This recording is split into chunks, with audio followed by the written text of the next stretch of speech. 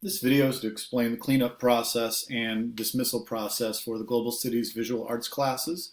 As the students in the class, you are the ones working, and in return, you are also the ones responsibility for the cleanup process.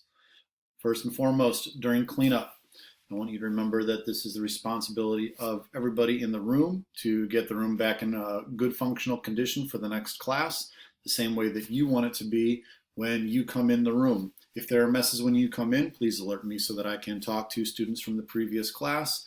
Likewise, I'll be watching the cleanup process, which is your responsibility. I should not be having to remind you about all these steps that we'll be reviewing now as a courtesy for the next class coming in.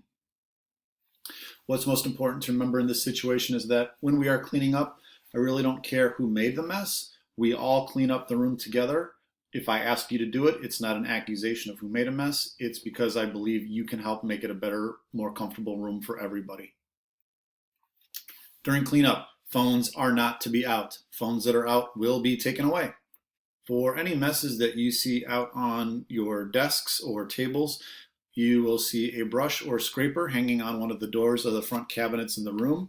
You can go ahead and grab that to brush up anything like eraser crumbs, pencil shavings, or paper scraps.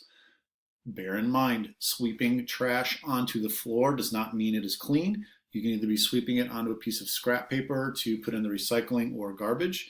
If you do sweep it onto the floor or have messes on the floor, at the front of the room you'll also see a hand broom and dustpan to pick up messes off of the floor. For any wet messes, ideally those should be cleaned up right away.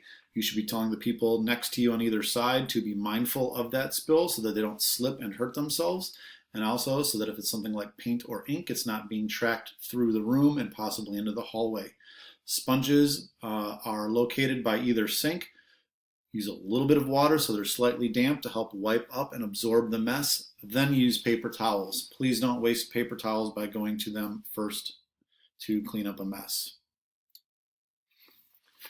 It is your individual responsibility to clean up your personal space, your desktop, putting your artwork away, cleaning off and returning any supplies that you used to the proper place in the room, cleaning the desk and floor around you.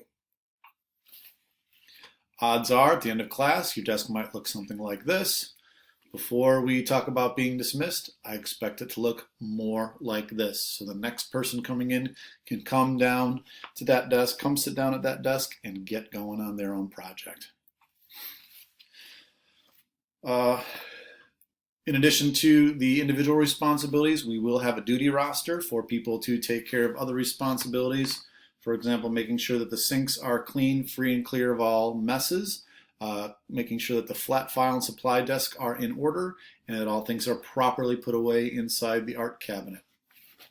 This big gray box next to my desk is the flat file. It's where artwork is stored.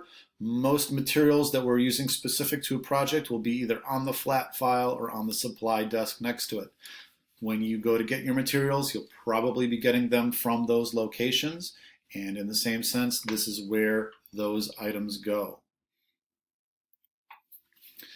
When you return things to these areas, don't just place them randomly. If the markers came from a box, put the markers back in the box, not next to the box, not on the box. Put them back the same way that you retrieved them. For all general consumable art supplies, we have a cabinet by the double basin sink. When you open those cabinet doors, you will see these awesome labels that tell you exactly where to find things, and also where to return those items. So whatever it is you're looking for, these things are here for you to use. They're even awesome little examples of various techniques you can use and to help you get them back where they belong in a neat and orderly fashion. Brushes and palettes are to be washed off with soap and water, rinsed and dried. Brushes and palettes are stacked next to the sink. Here we also see that by the double basin sink, they are all arranged so that the brushes are bristle end up. Hey, look, here's where rulers are. Here's where rulers go when you're done using them. Over by my desk, we have the other sink, the single basin sink. And again, there's room off to the side for both brushes and palettes. Brushes bristle end up, pallets stacked.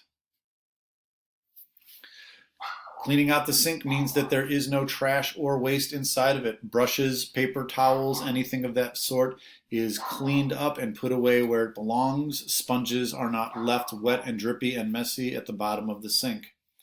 Instead, the sink is wiped down as best as possible, and any sponges or cleaning materials are rinsed off, wrung out, and laid along the ledge against the wall, ready for the next person to use.